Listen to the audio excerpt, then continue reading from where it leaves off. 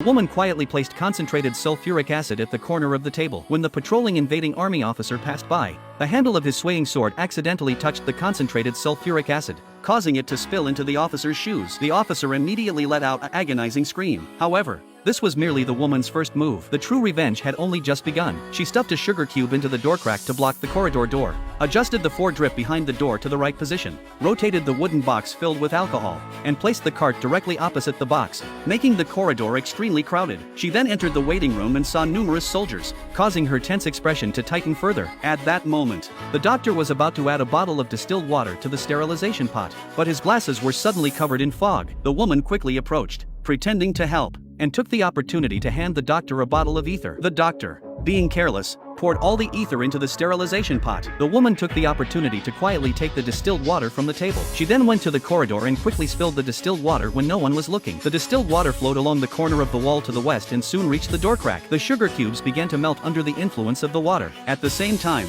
under the influence of the ether, the soldiers in the waiting room began to lose consciousness. Meanwhile, the woman went to the electrical room, first loosening the screws on both sides of the kerosene lamp, then flipping the main circuit breaker off with a click. She then dripped salt water onto the fuse nearby. The disoriented colonel immediately ordered the soldiers to rush to the electrical room for inspection. By then, the sugar cubes under the door had completely melted. The steel door closed instantly, knocking over the shelf behind it. The fallen shelf then collided with the high-pressure steam sterilizer containing a large number of disinfection needles. In the next second, the needles inside the high-pressure sterilizer were launched like bullets, causing the invading soldiers to scream in agony. At the same time, the soldiers inspecting the electrical room had just flipped the circuit breaker, causing all the fuses in the building to blow instantly. In the pitch-black corridor, the fleeing soldiers, panicking, accidentally knocked over the alcohol stored in the corridor, spilling it all over the floor. As one bottle after another was overturned, the corridor descended into chaos. Seeing that the situation was spiraling out of control, the furious major fired a shot, finally calming the soldiers down. But just then,